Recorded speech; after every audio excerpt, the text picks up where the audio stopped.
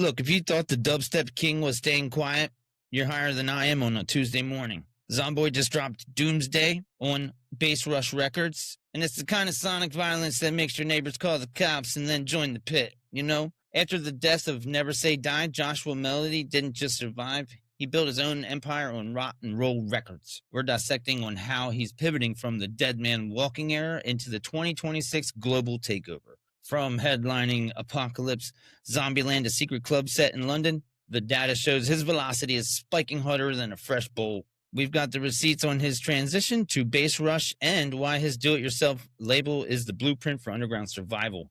Grab your torch, we're going deep.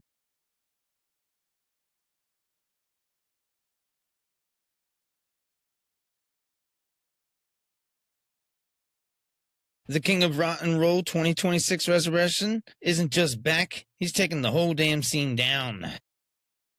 With your one-liner sound, apocalypse of screeching synths and chest-caving sub-bass that reminds you why he's the OG. And why it matters? This isn't just a single, it's a strategic pivot. Moving Doomsday to Bass Rush for the Apocalypse Zombieland Festival rollout connects his brand directly to the biggest live event engine in the U.S. Smart. It proves he's not just a legacy act, he's the current focal point of the theatrical bass movement.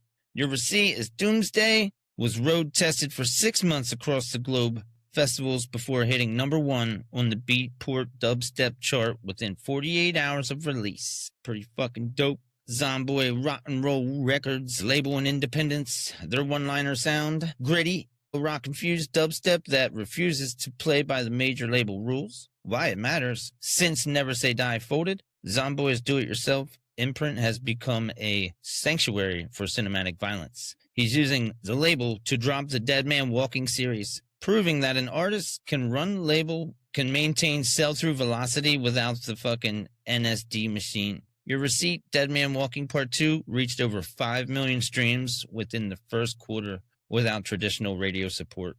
Pretty fucking awesome. So, Zomboy 2026 Global Rock and Roll Tour. Their one-liner sound is the collective roar of a sold-out crowd in Brisbane right before the rails break. I don't know where the hell that's at. Why it matters, the 2026 tour schedule shows a massive shift towards international do-it-yourself territories like Australia, UK, and Romania. He's skipping the standard safe U.S. club circuit for high-intensity, boutique, underground venues. Your receipt, Australia dates, January 2026 show 85% sell-through on pre-sale within 24 hours of the Wonderland Brisbane announcement. Yeah.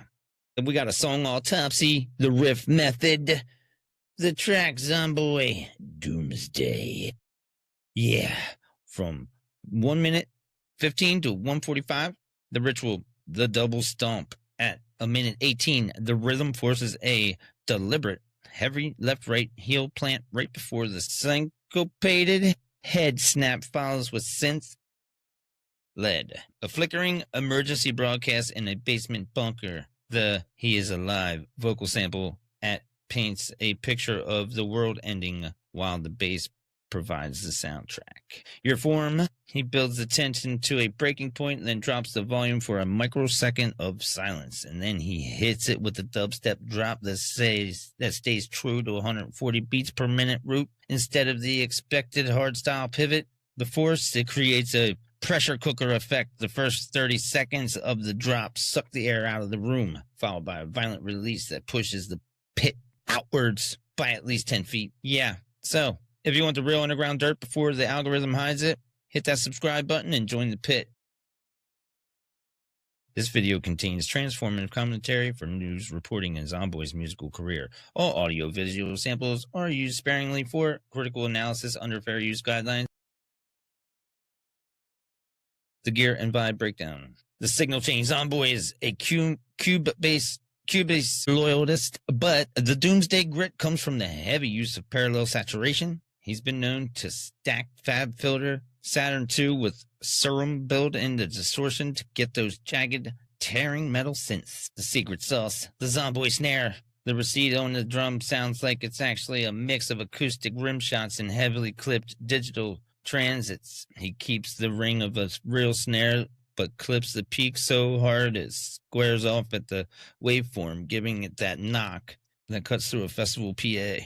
The brown note factor, it's a sub oscillator movement instead of a flat sub. He uses subtle pitch bends and follow the lead synths perfectly. It's why his tracks feel like they're physically moving your organs rather than just buzzing your ears. Hey, if you want the receipts and not the rumors, join the Rott and Roll cult and hit subscribe and stay filthy. Yeah, keep your ears in the underground so you get buried with the rest of the mainstream trash. Oh yeah, smell you guys later.